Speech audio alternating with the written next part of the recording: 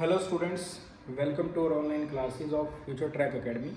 बेटा 12th physics electrostatics unit हम study कर रहे थे बेटा, और आज का इस यूनिट में हमारा टॉपिक है affect of conductor and dielectrics on capacitance.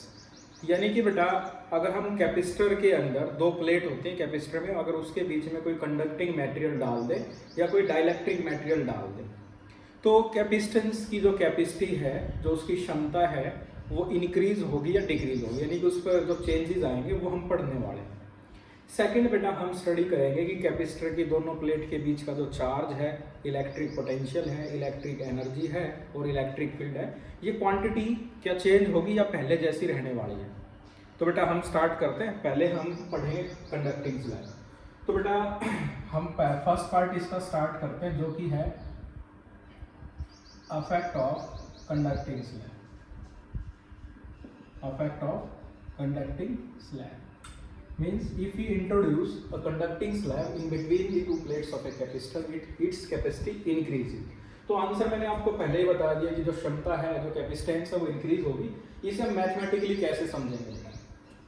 तो इसको मैथमेटिकली अंडरस्टैंड करने के लिए हमारे पास एक कैपेसिटर हमने कंसीडर किया है। Capacitor we consider a capacitor of capacitance C not of capacitance C not. जैसे कि आप जानते हैं हमने दो प्लेट ली है, दोनों प्लेट एक दूसरे के पैरेलल हैं, और कैपेसिटर में एक प्लेट जिस पर चार्ज प्लस Q होता है और दूसरी प्लेट जिस पर चार्ज माइनस Q, और प्लेट का जो एरिया ऐसे है बेटा, दोनों प्लेट, इस प्लेट का जो एरिया दैट इज A, इस प्लेट का जो एरिया होगा वो भी A होगा। दोनों के सरफेस चार्ज डेंसिटी सेम होती है, और बीच में जो इलेक्ट्रिक फील्ड है, डायरेक्शन होती है इलेक्ट्रिक फील्ड की positive plate to negative plate, और ये जो वैल्यू होती है इसे हम E नॉट से डिनोट करते हैं, that is sigma by epsilon.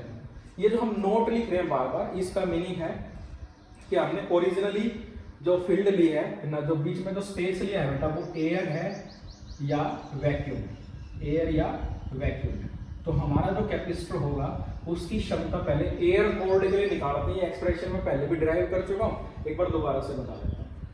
We know capacity of a capacitor या capacitance of a capacitor without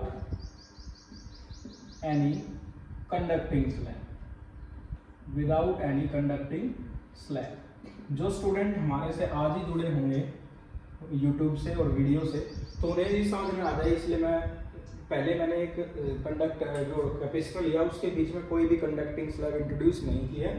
we consider the space between the capacitor is air और वैक्यूम, या एयर और वैक्यूम है। तो बेटा कैपेसिटेंस का जो फॉर्मूला होता है मेन कैपेसिटी का, that is C naught is equal to, main जो formula that is Q equal to CV।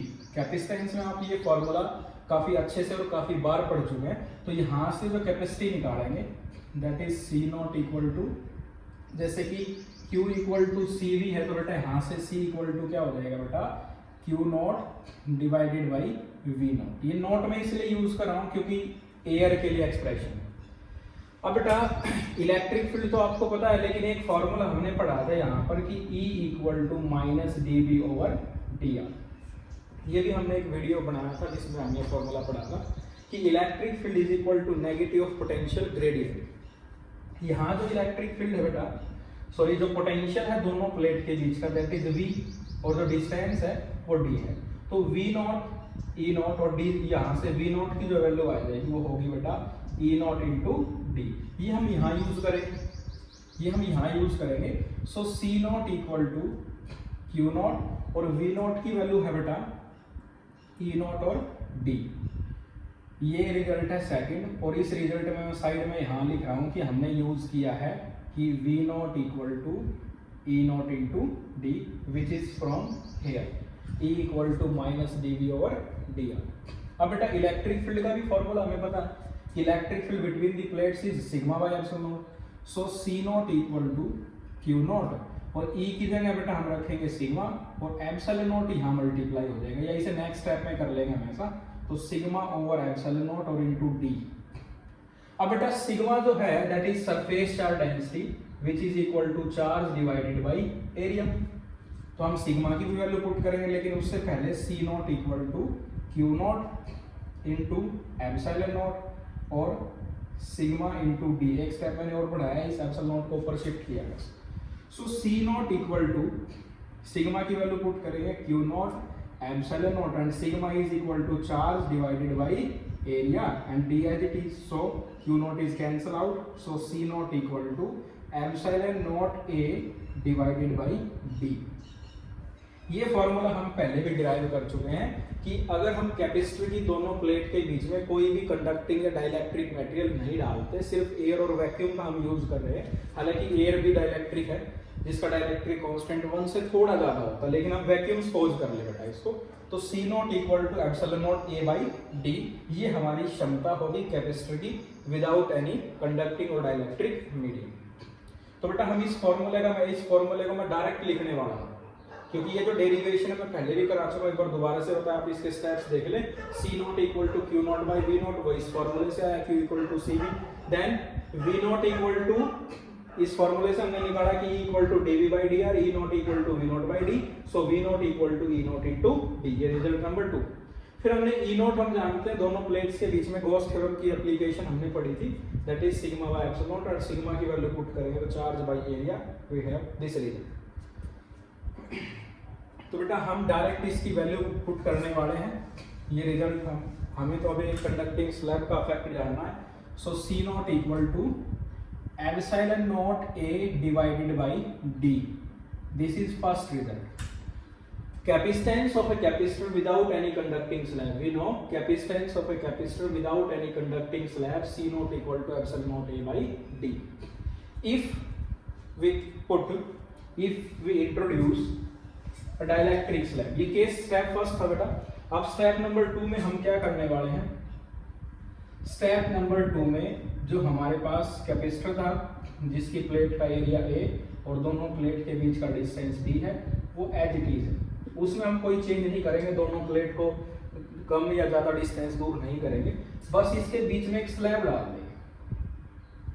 ये स्लैब आप समझते हैं, जिसकी थिकनेस हमने टी लेनी है, जैसे कि ये दो प्लेट है, इन दोनों के बीच में ये स्लैब डाल दी बेटा, जिसकी विड्थ टी है। अब इसका एरिया तो सेम रहने वाला है, जितना प्लेट का एरिया उतना इसका एरिया होगा। तो हमने आपको ध्यान रखना है कि हमने जो ये स्लैब लिया ना बेटा, इस स्लैब का एरिया और इस प्लेट का एरिया दोनों इक्वल होंगे, ए एरिया वाली ही स्लैब है। अब जो कि कंडक्टर है, कंडक्टर में आपने इंडक्शन फिनोमिना पढ़ा था, ये फिनोमिना मैंने डाइलेक्ट्रिक में ही बताया है कि अगर आप एक कंडक्टिंग मेटेरियल के पास चार्ज लेकर जाते हो, से पॉजिटिव चार्ज, तो इंडक्शन की वजह से यहाँ चार्ज आ जाते हैं पॉजिटिव और नेगेटिव। ये जो चार्ज है, ये चार्ज होता है इंड्यूस्ड चार्ज होता है, और ये होता है इंड्यूसिंग। और इंड्यूस और इंड्यूसिंग में एक रिलेशन होता है, Q dash equal to minus Q into 1 minus 1 by K, ये होता है बेटा क्यू और ये होता है क्यू डैश। यानी कि ये कंडक्टर है, यहाँ जो चार्ज आएगा ये वो नेगेटिव होगा, और यहाँ इस तरफ जो चार्ज आएगा वो पॉजिटिव होगा, सेम ऐसी अरेंजमेंट है।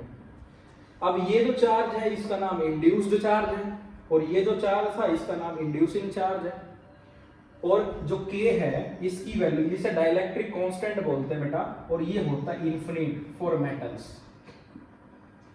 मेटल्स या कंडक्टर, जो कि हम कंडक्टर ले रहे हैं, तो इन्फिनिट और 1 by infinite 0 and 1 minus 0 equal to 1 and 1 into Q dash equal to Q. तो ये रिजल्ट आ जाएगा, यानी कि दोनों चार्ज इक्वल होंगे, जितना इंड्यूसिंग चार्ज होगा उतना ही इंड्यूस चार्ज होगा if this material is conductor और मेटल सॉरी। अगर ये मटेरियल कंडक्टर और मेटल है तो दोनों चार्ज इक्वल होंगे, तो यहाँ ऐसा ही है, ये दोनों चार्ज इक्वल है। अब इक्वल है तो जो फील्ड इस तरफ है, यानी कि जो फील्ड है ये ई नॉट, इसे हम बोलेंगे एक्सटर्नल फील्ड, जो इस कैपेसिटर के बीच में, और उतनी ही फील्ड यहाँ हो जाएगी इस मीडियम के अंदर, और दोनों फील्ड एक दूसरे को कैंसिल कर देगी। तो नेट इलेक्ट्रिक फील्ड, यानी कि जब इन दोनों का नेट किया जाएगा, E equal to E naught minus E m which is equal to 0। क्यों? क्योंकि E naught equal to E m, medium वाली फील्ड और एक्सटर्नल फील्ड इक्वल होगी क्योंकि चार्ज सेम है। तो बेटा टोटल जो फील्ड होगी कैपेसिटर के अंदर वो है 0। तो हम अभी कैपेसिटेंस निकालेंगे, capacitance of the same capacitor capacitor if we introduce a conducting slab of area A and width या thickness T. Capacitance of the same capacitor if we introduce a conducting slab of area A and width T in between the two plates of capacitor. So उसे हम Cm से लिखेंगे, M stands for medium. Cm equal to formula वही use करेंगे, C main formula क्या था बेटा कि Q equal to Cv, so C equal to Q medium divided by V medium, Q medium divided by V medium. और next step में हमने क्या यूज किया था कि नेक्स्ट स्टेप में यूज किया था E equal to minus dV by dr, और यहाँ से E equal to V by d लिया था बेटा। तो अब हम V की वैल्यू यहाँ से E इंटू डी हो जाएगी, तो नेक्स्ट स्टेप में Cm equal to Q medium divided by E medium और इंटू D, ठीक है। लेकिन आपको ध्यान रखना है कि अब जो पोटेंशियल है वो इस जगह में तो होगा ही नहीं, यहाँ तो कोई फील्ड है ही नहीं, इस पूरी फील्ड ने कैंसिल कर दे, जो लाइन इधर जा रही थी उतनी लाइन इधर आ रही है तो कैंसिल कर देंगे। जो ये कंडक्टर है हमने पहले भी पढ़ा था कि अगर यूनिफॉर्म इलेक्ट्रिक फील्ड में कोई कंडक्टर रख दिया जाए तो उसके अंदर नेट इलेक्ट्रिक फील्ड जीरो होती है, वो यहाँ भी है। अब जो इलेक्ट्रिक फील्ड हमारी यहाँ और सिर्फ यहाँ इस रीजन में है, यहाँ और यहाँ इस रीजन में तो फील्ड अभी पहले जैसी है जो कि E0 है, ठीक है बेटा। और चार्ज अभी पहले जैसा है, इस चार्ज को तो हमने बिल्कुल भी टच नहीं किया, ये तो एज इट इज है। हाँ, इस चार्ज ने यहाँ चार्ज इंड्यूस कराया था जिससे इस जगह पर इस पोर्शन के अंदर जो नेट इलेक्ट्रिक फील्ड है वो जीरो है। तो बेटा अब हम करने क्या वाले हैं, अब हम इसमें सिर्फ डायरेक्ट वैल्यूज पुट करने वाले हैं कि EM और QM ये पहले जैसे ही हैं दोनों के दोनों, तो वैल्यू अगर पुट कर दे तो EM के साथ D माइनस T लिखा जाएगा। वो क्यों लिखा गया बेटा, क्योंकि ये जो जगह है T, इस जगह पर तो कोई पोटेंशियल ही नहीं है, पोटेंशियल सिर्फ इस जगह पर और इस जगह पर है। और ये डिस्टेंस कितना होगा, अगर D में से हम इस T माइनस कर दे तो ये और ये जगह आ जाएगी हमारे पास, इसलिए मैंने D माइनस T लिखा है। आई होप आपको ये क्लियर हुआ होगा बेटा, जरूरी है, काफी इंपॉर्टेंट है ये। Now Cm equal to QM, ये इसे हम Q लिख लें पहले के जैसे, आप चाहें तो M लिखने की जरूरत नहीं है यहाँ पर, लेकिन मैं मीडियम के लिए आपको लिखवा रहा हूँ। तो Q और इलेक्ट्रिक फील्ड की वैल्यू E0 और D माइनस T, इसमें अब E0 की वैल्यू पुट करेंगे जो कि सिग्मा बाय एप्सिलॉन नॉट है। So Cm equal to Q into sigma epsilon not D minus T। Next step हम यहाँ करेंगे Cm equal to Q over, अब सिग्मा की वैल्यू पुट करेंगे सरफेस चार्ज डेंसिटी बेटा, charge by area, Q epsilon not area यहाँ multiply कर देंगे और D minus T, Q cancel. तो capacitance of the same capacitor if we introduce a conducting slab of area A and thickness या width T, so Cm equal to epsilon naught A divided by D minus T। Number second, तो बेटा ये हमारे पास क्षमता आ गई है उस capacitor की। अगर हम उस कैपेसिटर के बीच में कंडक्टिंग स्लैब डाल देते हैं जिसकी विड्थ T है, तो आप फर्स्ट और सेकंड को कंपेयर कर सकते हैं।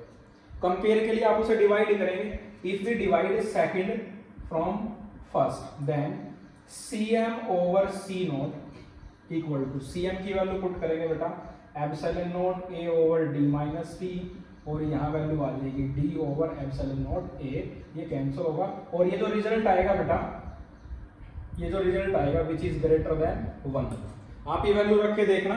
तो ये जो रिजल्ट होगा बेटा Cm by C0 which is greater than 1, और in other word we can say capacitance in medium is greater than capacity in air और वैक्यूम।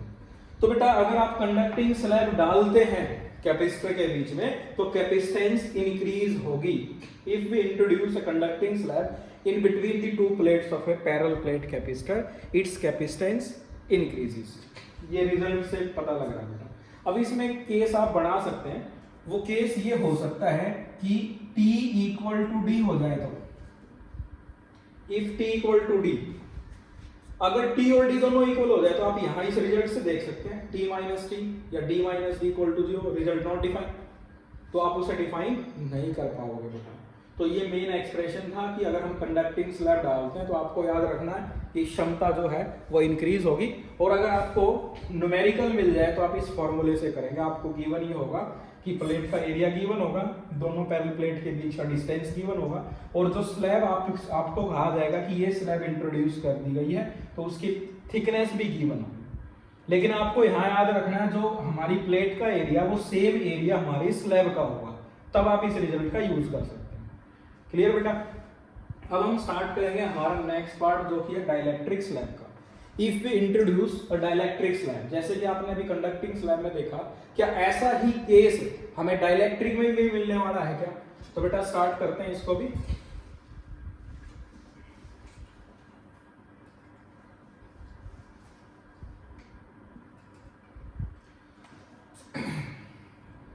कंडक्टिंग की बजाय अब हमें लिखना है डाइलेक्ट्रिक स्लैब। डाइलेक्ट्रिक स्लैब ये तो सेम रहेगा बेटा, capacitance of a capacitor without any conducting slab, ये first part. Now capacitance of the same capacitor if we introduce a dielectric slab of width या thickness T and area A।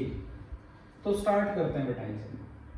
अब हमारे पास क्या होगा कि डाइलेक्ट्रिक स्लैब होगा, हमने capacitor वही पहले जैसा लिया है अप्लाइड, जो बाहर जो इलेक्ट्रिक फील्ड है वो ई नॉट है। अब इसके बीच में हम एक स्लैब रखने वाले हैं, ये स्लैब जिसकी विड्थ है टी, दोनों प्लेट के बीच का डिस्टेंस था डी। यहाँ इंडक्शन से चार्ज तो यहाँ पर आएगा, नेगेटिव चार्ज होगा, और ये चार्ज होगा पॉजिटिव। लेकिन कंडक्टर में दोनों चार्ज इक्वल थे, यहाँ ऐसा नहीं होगा। क्यों नहीं होगा बेटा? क्योंकि हमारा जो फॉर्मूला है q dash equal to minus q into 1 minus 1 by K, और ये जो हमने डाइलेक्ट्रिक रखा है इसके डाइलेक्ट्रिक कांस्टेंट की वैल्यू k है। गिवन है हमें a dielectric of dielectric constant k and width t and plate and area A is introduced in between the two plates of a capacitor, and the charge on the dielectric is induced charge which is q dash, and charge on the plate of capacitor is inducing which is q, and k dielectric constant। k की कोई भी value अगर greater than 1 है, वैसे ही greater than 1 ही होता है dielectric constant. अगर greater than 1 है तो बेटा ये जो q डैश होगा, जो अंदर वाला चार्ज है, which is always less than q, which is always less than q, it becomes equal if this is conductor and if this one is dielectric, then induced charge is always less than inducing। ये जो charge होगा ये कम होगा, और यहाँ वाला जो charge होगा वो ये चार्ज ज्यादा होगा, और यहाँ जो चार्ज होगा वो कम होगा। ये चार्ज अगर Q है प्लस Q और यहाँ चार्ज आया माइनस Q, तो बेटा या मैग्नीट्यूड की बात करें तो Q is greater then small q होगा। क्लियर? तो बेटा इलेक्ट्रिक फील्ड इक्वल नहीं होगी, और इक्वल नहीं होगी तो पिछली बार जैसे हमने कंडक्टर में किया था वो कैंसिल हो रही थी, ऐसा नहीं होगा। ये जो फील्ड होगी उसकी डायरेक्शन ही होगी, और उसे मैं लिख रहा हूँ EP, क्योंकि dielectric are made of polar और नॉन पोलर डाइलेक्ट्रिक। या तो ये पोलर होगा या नॉन पोलर डाइलेक्ट्रिक होगा, और फील्ड में रखने पर ये पोलर ही होगा। तो इसकी जो अंदर जो फील्ड बनेगी बेटा उसे हम EP लिखेंगे। और यहाँ हमने एक केस पढ़ा था डाइलेक्ट्रिक में कि E equal to E not minus EP। आपको ये रिजल्ट ध्यान हो, E equal to E not minus EP। E है टोटल इलेक्ट्रिक फील्ड जो इसके अंदर बचेगी बेटा, और E नॉट इलेक्ट्रिक फील्ड जो हमने अप्लाई की है, और EP है जो पोलराइजेशन से यहाँ फील्ड प्रोड्यूस हुई है। तो अगर आपको पोलराइजेशन का और ये इक्वेशन क्लियर करनी है तो हमारा आप पिछला वीडियो देख सकते हैं जो है डाइलेक्ट्रिक का वीडियो, उससे आपको ये इक्वेशन क्लियर हो जाएगी। तो E है reduced value of electric field which is left inside the dielectric and which is equal to this electric field, यानी कि अप्लाइड इलेक्ट्रिक फील्ड और original electric field, and this one is electric field due to polarization. तो हम इन दोनों को minus करेंगे because both are opposite, दोनों अपोजिट है, तो एक टोटल इलेक्ट्रिक फील्ड हो जाएगी। तो बेटा कैपेसिटेंस का जो फॉर्मूला होगा वो फॉर्मूला हमारा होगा कि Cm equal to Q by V, क्योंकि कैपेसिटी का फॉर्मूला होता है Q equal to CV and C equal to Q over V। और V यानी कि अब इलेक्ट्रिक फील्ड दो है, यहाँ इलेक्ट्रिक फील्ड अलग है इस जगह में और इस जगह में फील्ड अलग है। तो अगर आप ये फॉर्मूला यूज करना चाह रहे हैं E equal to minus dV by dr यानी कि electric field equal to negative of potential gradient, वो यहाँ ऐसे यूज किया जाएगा E equal to V by d। लेकिन V पोटेंशियल यहाँ अलग मिलेगा आपको और यहाँ अलग मिलेगा। यहाँ जो इलेक्ट्रिक फील्ड होगी इस जगह में वो E नॉट और E नॉट है, और यहाँ फील्ड होगी E, क्योंकि इसका और इसका दोनों का हिसाब करने पर, दोनों को टोटल करने पर जो फील्ड बचेगी वो यहाँ पर E है। अब हमारे पास फील्ड दो हैं, एक तो E फील्ड जो T पोर्शन पर है और एक फील्ड है E नॉट जो कि D माइनस T पोर्शन पर है। तो ये पोटेंशियल हो जाएगा V1 और इसका पोटेंशियल हो जाएगा V2।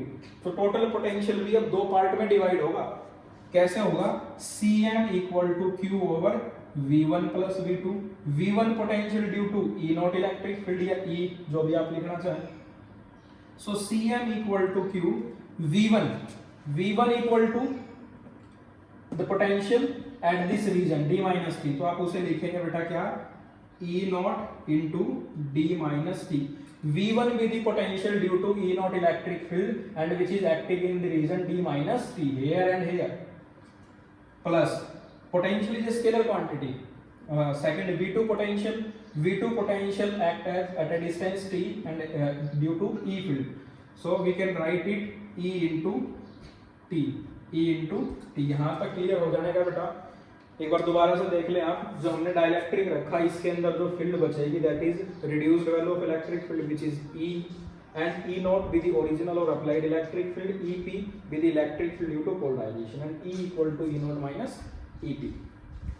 अब बेटा हमें Q इक्वल टू CV ये फॉर्मूला ये बना है, यहाँ से हमने C कैलकुलेट किया। जब M लिखा है मीडियम के लिए क्योंकि हम इसमें मीडियम डाल चुके हैं, डाइलेक्ट्रिक डाल चुके हैं, Q बाई V। अब पोटेंशियल जो है डाइलेक्ट्रिक के डालने से वो V1 और V2 यानी कि दो इलेक्ट्रिक फील्ड है तो पोटेंशियल भी आपको दो मिलेंगे यहाँ पर, क्योंकि electric field equal to negative of potential gradient. Potential gradient अलग अलग होगा, एयर एंड एयर यहाँ अलग हो। तो V1 के लिए मैंने लिखा है E not into D minus T plus E into T. यहाँ तक आपको क्लियर हो गया होगा बेटा। अब स्टार्ट कर रहे हैं इसी में आगे।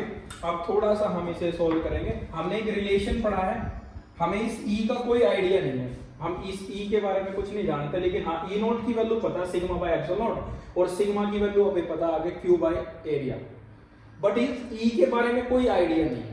तो हम ऐसा करते हैं कि इस E को भी चेंज कर लेते हैं E नॉट की टर्म में। ऐसा हम कर सकते हैं because we have the value of dielectric constant for this dielectric. So E naught over E equal to K, ये हमने पढ़ा है कि E naught by E equal to dielectric constant. So E equal to E naught by K। अगर हम यहाँ से E निकालेंगे तो E naught by K value होगी और E नॉट गिवन है, तो हमने इस E को कन्वर्ट कर लिया E नॉट की टर्म में because we have the value of E not और applied value of electric field. So from here Cm equal to Q over E not into D minus T plus E naught by K into T, E naught by K into T। तो बेटा इसको हम rough कर देते हैं क्योंकि हमें ध्यान हो गया आपकी dielectric constant E naught by E है। डाइलेक्ट्रिक कांस्टेंट क्या था बेटा? Electric field, applied electric field to the total electric field left in a specimen. हमने फील्ड कितनी अप्लाई की है और उस स्पेसिमेन या उस डाइलेक्ट्रिक के अंदर फील्ड कितनी बची है, इस रेशियो को हम डाइलेक्ट्रिक कांस्टेंट बोलते हैं। इसी की वैल्यू हमने यहाँ पे पुट की है। तो इससे आगे देखिए बेटा, capacitance in medium equal to Q। अब इस रिजल्ट में से हम E नॉट यहाँ पर है और E नॉट यहाँ पर है, कॉमन निकाल लेंगे उसको। So E naught equal to D minus T and plus T by K। E naught की वैल्यू हम पुट कर सकते हैं। Now capacitance in medium equal to Q over sigma by epsilon not D minus T plus T by K। Again sigma equal to charge by area. Q epsilon naught, sigma की value put करने, पहले E naught की value put की, sigma by epsilon not यहाँ shift कर दिया बेटा। अब सिग्मा की वैल्यू पुट करेंगे, चार्ज और एरिया यहाँ शिफ्ट कर देंगे बेटा, and D minus T plus T by K। एक answer. So capacitance equal to epsilon not A over D minus T plus T by K। Result number 2। which is required expression for capacitance of a parallel plate capacitor if we introduce a dielectric slab. तो एक तो result आपको ये ध्यान रखना है कि sigma equal to charge by area. Clear? यहाँ एक बार दोबारा देखिए बेटा, मीडियम के लिए हमने क्या किया, एक डाइलेक्ट्रिक स्लैब जिसका एरिया ए और थिकनेस टी है उसको हमने इंट्रोड्यूस किया कैपेसिटर की दोनों प्लेट के बीच में। अब यहाँ फील्ड और यहाँ फील्ड अलग अलग है, इस जगह में और इस जगह में फील्ड है ई नॉट और यहाँ फील्ड है ई, ये डिस्टेंस है टी और ये डिस्टेंस है डी माइनस टी। तो पोटेंशियल ग्रेडियंट डिफरेंट होंगे, एक पोटेंशियल ग्रेड एक V1 पोटेंशियल होगा, एक V2, और ये वैल्यू हमने यहाँ से पुट की बेटा क्योंकि V1 पोटेंशियल है यहाँ और यहाँ फील्ड है ई नॉट और जो काम कर रही है डी माइनस टी, ये पोर्शन आ गया बेटा, और ई नॉट फील्ड है टी पोर्शन में, वो ये वैल्यू रखी। फिर हमने डाइलेक्ट्रिक कांस्टेंट जो कि K equal to E naught by E है, यहाँ से E की वैल्यू निकाली क्योंकि उसका कोई रिजल्ट नहीं है अपने पास, उसको हमने पुट किया यहाँ पे और ये हमारा फाइनल एक्सप्रेशन आ गया है। मोस्ट इंपोर्टेंट रिजल्ट है बेटा, ये डेरिवेशन अक्सर एग्जाम में डायरेक्ट पूछ लिए जाते हैं कि show that capacitance of a parallel plate capacitor increases if we introduce a dielectric slab. तो आपको ये सारा परफॉर्म करना या पूरा ड्राइव करके दिखाना होगा। यहाँ से अब हम एक स्पेशल केस पढ़ेंगे जो कि काफी इंपॉर्टेंट है, नाम ही स्पेशल है तो बेटा आप सोच सकते हैं कितना स्पेशल होगा। तो वो स्पेशल केस है, first special case, if we fill the entire space of capacitor with dielectric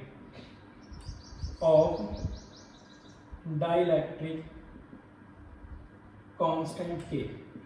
ये अगर ये पूरा पोर्शन डाइलेक्ट्रिक से फिल कर दिया जाए तो आप इस रिजल्ट से कर सकते हैं। इसे आप यहां पर D equal to T put कर लें, जहां जहां डी है वहां टी रख दें, ठीक है, या डायरेक्ट भी डिराइव कर सकते हैं। तो बेटा हम इसी में वैल्यू पुट कर लेंगे, काफी इजी रहेगा। Cm equal to epsilon not A over d minus d, क्योंकि टी की जगह डी रखना है, and d by K, d cancel बेटा, and result is K into epsilon not A by d. और epsilon not A by d क्या था बेटा, ओरिजिनल कैपेसिटेंस और capacitance of the capacitor without any dielectric slab, ये बड़ा case. तो अगर आप इस पूरे को डाइलेक्ट्रिक से भरते हैं तो जितना डाइलेक्ट्रिक कांस्टेंट होगा उतने टाइम्स आपकी क्षमता बढ़ जाएगी। एक पॉइंट यहाँ रह गया था कि जो हमारे पास क्षमता थी विदाउट एनी स्लैब वो थी epsilon not A by d, और ये जो अपने पास एक्सप्रेशन आया ये इस रिजल्ट से ज्यादा है कम, तो बेटा टी जो है वो डी से कम रहने वाला है। तो टी की जो वैल्यू डी से कम रहेगी और टी की किसी भी पॉजिटिव वैल्यू के लिए Cm is greater then C not होगा, यानी कि capacitance, overall capacitance increases.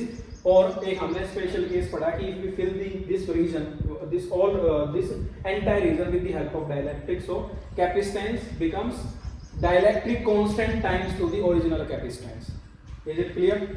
Important है, आपको क्लियर हो जाना चाहिए बेटा। इस रिजल्ट का हम ज्यादा यूज करते हैं कि आपको ये कहा जाएगा कि कैपेसिटर के बीच में एक स्लैब रखी है और आपको ये नहीं पता है उसकी थिकनेस क्या है, तो आपको ये मानना है कि उस पूरे रीजन को ही डाइलेक्ट्रिक से फिल किया गया है, तो उसी के अकॉर्डिंग आप न्यूमेरिकल सॉल्व करेंगे। तो अब 2-3 स्पेशल केस और करते हैं, और वो स्पेशल केस काफी इंपॉर्टेंट है। आप इस वीडियो को 2 बार अच्छे से देखेंगे तो आपको ये क्लियर हो जाएंगे आर्टिकल, और मोस्ट इंपॉर्टेंट टॉपिक्स हैं बेटा जो आपको कराए जा रहे हैं। तो बेटा हम अब दूसरा सेकंड केस शुरू कर रहे हैं। फर्स्ट केस क्या था?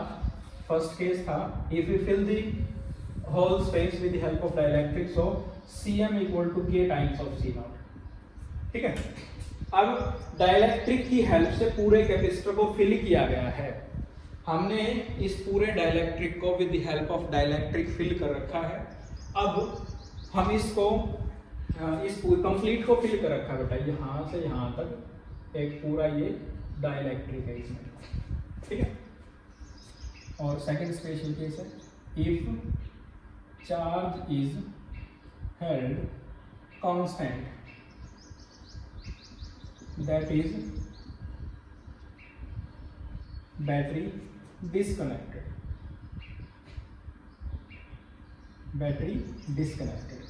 हमने चार्ज को कांस्टेंट रखना है या बैटरी को डिस्कनेक्ट कर देना है। तो क्या फर्स्ट पार्ट होगा बेटा ए पार्ट, यानी कि चार्ज पर क्या फर्क पड़ेगा। जैसे कि यहां पता लग रहा है चार्ज कांस्टेंट है, इलेक्ट्रिक चार्ज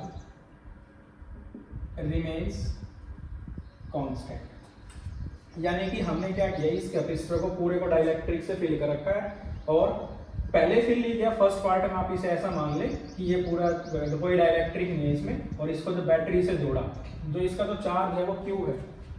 और सेकंड पार्ट में हमने ये सेम कैपेसिटर लिया, अब इसके बीच में एक डाइलेक्ट्रिक स्लैब डाल दी है, यहाँ नेगेटिव चार्ज होगा बेटा और इस तरफ चार्ज होगा पॉजिटिव, डाइलेक्ट्रिक कांस्टेंट उसका के, इसको भी बैटरी से जोड़कर और फिर उसे हटा लिया, कंप्लीट जो बैटरी है उसको रिमूव कर दिया है। तो कैपेसिटेंस क्या होगा, चार्ज कांस्टेंट है यानी कि Q naught equal to Q m, charge in medium और charge in vacuum both are same, charge पर कोई फर्क नहीं पड़ेगा बेटा, क्योंकि बैटरी से जोड़कर हमने उसे डिस्कनेक्ट कर दिया, तो चार्ज सेम रहने वाला, जितना उस कैपेसिटर ने स्टोर किया है वो सेम है। Due to conservation of charge, आपने कंजर्वेशन ऑफ चार्ज पढ़ा है, उसी से चार्ज जो है वो इक्वल रहेगा, charge on isolated system remains constant, ये सेम रहेगा। सेकंड बी पार्ट यानी कि electrical capacitance, electrical capacitance increases, electrical capacitance increases and Cm equal to K times of C0। जैसे ये डायग्राम है, इसमें एयर वैक्यूम है तो कैपेसिटी C0 है, और जैसे हमने जो मीडियम लिया है डाइलेक्ट्रिक कांस्टेंट, जो ये स्लैब थी बेटा उसको इंट्रोड्यूस कर दिया, उस स्लैब का जो थिकनेस है वो D के इक्वल है और डाइलेक्ट्रिक कांस्टेंट है K। यहाँ जो चार्ज होगा वो नेगेटिव है, यहाँ चार्ज है पॉजिटिव, ऐसा आप इमेजिन करें, ठीक है बेटा। अब कैपेसिटी इंक्रीजेस, चार्ज कांस्टेंट, अब पोटेंशियल क्या होगा या पोटेंशियल डिफरेंस क्या होगा, potential difference between the plates, between the plates decreases, decrease क्यों करेगा बेटा, आपको ये पार्ट क्लियर है कि Cm equal to K times of C0, अभी हमने इसे ही डिराइव किया था, और चार्ज जो है वो कांस्टेंट है। अब बेटा पहले जो पोटेंशियल था, पोटेंशियल का फॉर्मूला है, आप फॉर्मूला यूज करें Q इक्वल टू CV और C equal to Q by V, इसे आप नोट और नोट लगा। अब मीडियम में क्या होगा, QM डिवाइडेड बाई VM। अब बेटा क्या है कि VM आपको कैलकुलेट करना है, तो यहाँ से VM equal to V equal to Q naught, V not equal to Q naught by C naught and VM equal to QM by CM। जब हमने कोई भी स्लैब नहीं रखी उसमें तो पोटेंशियल है Q बाई C नॉट, और जब हमने स्लैब रख दी है तो पोटेंशियल होता है QM बाई C नॉट। अब QM तो सेम है बेटा, Q तो QM और Q नॉट इक्वल है, तो हम इसे रिप्लेस कर सकते हैं और CM की जगह रखेंगे K times of C naught, और Q naught by C naught, Q naught by C naught है V naught, so VM equal to 1 by K times of V naught. और आप देख सकते हैं पोटेंशियल पहले V नॉट था, VM निकालने के आपको उसको K से डिवाइड करना पड़ेगा, सो VM क्या होगा, लेस होगा किससे, V नॉट से। तो ये मैं साथ साथ ड्राइव भी करा रहा हूँ, मैं डायरेक्ट लिख नहीं रहा बेटा, आपको ये भी बता रहा हूँ कि रिजल्ट आ कहाँ से रहे। So VM equal to 1 by K times of V naught, potential decrease. अब पोटेंशियल के बाद है इलेक्ट्रिक फील्ड, देन एनर्जी, फिर ये पार्ट खत्म हो जाएगा। CD D पार्ट होगा electric field between the plates, और इलेक्ट्रिक फील्ड इस बार डिक्रीज करेगी बेटा, between the plates decreases, electric field between the plates decreases. और डिक्रीज कैसे करेगी, इलेक्ट्रिक फील्ड का फॉर्मूला होता है E equal to V by D, पहले नॉट लिखें, V naught by D naught, D तो सेम ही है दोनों ही केस में, तो D को D रहने देते हैं।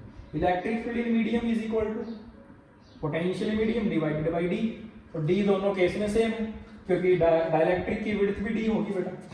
तो वैल्यू पुट करते हैं, Vm क्या है बेटा, V naught divided by K, V naught by K और D एज इट इज, तो V naught by K equal to E, so EM equal to 1 by K times of E naught. From here electric field in medium decreases as electric field in vacuum.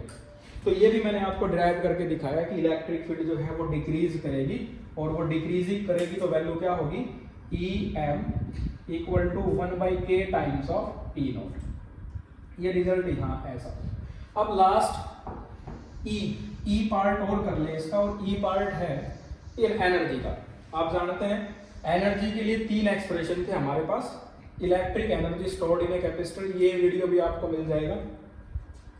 Electrical या energy stored in the capacitor या in a capacitor, ये decrease करेगी। Energy stored in a capacitor decreases, कैसे decrease करेगी बेटा, इसके लिए भी हम वैसे ही कर सकते हैं। एनर्जी का फॉर्मूला था UE, या U लिख ले बेटा, वो था हाफ Q²/C। पहले एनर्जी निकालते हैं वैक्यूम में, यानी कि एयर में। अब यहाँ एनर्जी निकालेंगे मीडियम में, तो आ जाएगा हाफ QM² और CM। अब देखो बेटा, half as it is QM और Q0 इक्वल है, रिप्लेस कर दे, Q0 और CM equal to K times of C0, and answer is 1/k into Q0/2C0, और Q0/2C0 is equal to U0, so UM equal to 1/k times of U0। आप check कर सकते हैं कि energy जो है वो डिक्रीज करेगी। तो ये रिजल्ट हम इस फॉर्म में ऐसे लिख लेंगे कि UM equal to 1/k times of U0। तो बेटा आप सभी रिजल्ट एक बार दोबारा से देखें।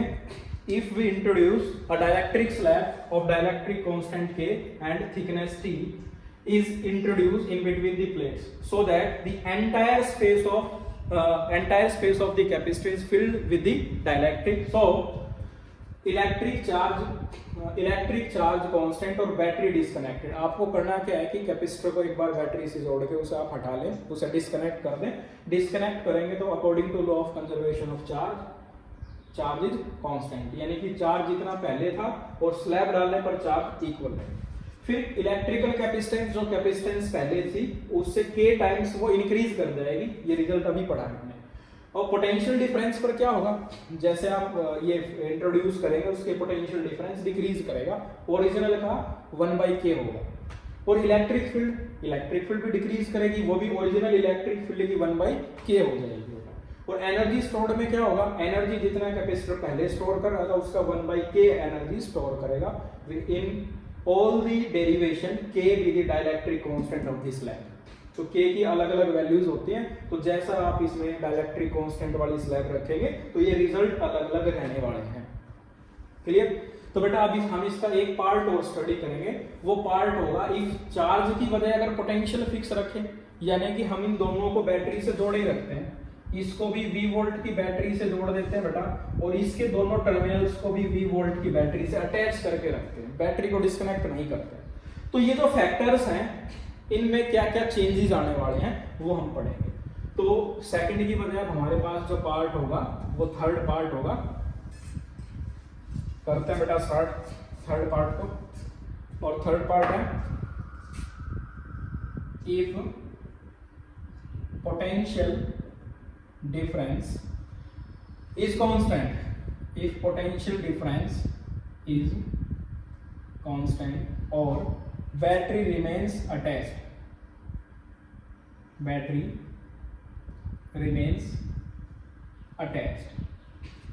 अगर पोटेंशियल डिफरेंस को कांस्टेंट रखें, बैटरी को अटैच ही रखते हैं, तो इसका ए पार्ट पहले पोटेंशियल का ही लिख लेते हैं, वो है पोटेंशियल डिफरेंस रिमेन्स कांस्टेंट, यानी कि Vm equal to V naught, कुछ बुक इसे V फाइनल और V इनिशियल, इन सभी फैक्टर को V फर्स्ट CM जैसे C नॉट लिख रहे हैं, आप इसे इनिशियल और फाइनल की फॉर्म में भी लिख सकते हैं, वो भी रॉन्ग नहीं होगा। Second B capacitance of capacitor increases, capacity increase ही करेगी। आपने डेरिवेशन में पढ़ा है कि CM equal to K times of C naught, V की किसी भी वैल्यू के लिए कैपेसिटी जो है वो इंक्रीज करेगी बेटा, no change in the capacity. पिछले केस में भी और इसके केस में भी, यानी कि नो चेंज में इसलिए बोल रहा हूँ कि आप पोटेंशियल को कांस्टेंट रखो या चार्ज को कांस्टेंट रखो, कैपेसिटी तो इंक्रीज ही हो रही है। सी पार्ट बेटा हम लेंगे charge on capacitor, charge on capacitor. जो चार्ज होगा बेटा कैपेसिटर का वो क्या करेगा बेटा, इंक्रीज करेगा बेटा, इंक्रीज कैसे करेगा पहले देख लो कि Q naught equal to C naught V naught, ये फार्मूला है। मीडियम में फार्मूला हो जाएगा Q m equal to C m और V m. Q m C naught है K times of C naught और V m equal to V naught, equal है दोनों, और C V naught equal to Q naught. So Q m equal to K times of C Q naught. Clear बेटा? तो इसका भी मैंने derive करके ही बताया, ये मैथमेटिकल रिजल्ट निकाल के आपको लिखा है कि Q m equal to K times of Q not, charge increase, जितना चार्ज वो पहले स्टोर करेगा उतने ही ज्यादा वो एनर्जी से, उससे ज्यादा एनर्जी वो स्टोर कर पाएगा। फोर्थ डी पार्ट होगा हमारे पास electric field. Electric field remains unchanged. Electric field change नहीं होगी। आपको लग रहा है कि चार्ज बढ़ा है बट इलेक्ट्रिक फील्ड में कोई चेंज नहीं होगा। कैसे चेंज नहीं होगा बेटा? इलेक्ट्रिक फील्ड का जो फॉर्मूला है वो है, मेन फॉर्मूला होता है E equal to V by D. Note लिखने इसमें। अब स्पेस D को तो हमने चेंज नहीं किया, तो E m equal to V m divided by d, और V m is equal to V naught by d, और V naught by d is equal to E naught. So there is no change in electric field if battery remains connected across the capacitor. So electric field, like potential, electric field EM equal to E naught. There is no change in electric field. अब बेटा E part, last part हमारा जो है वो होगा energy part.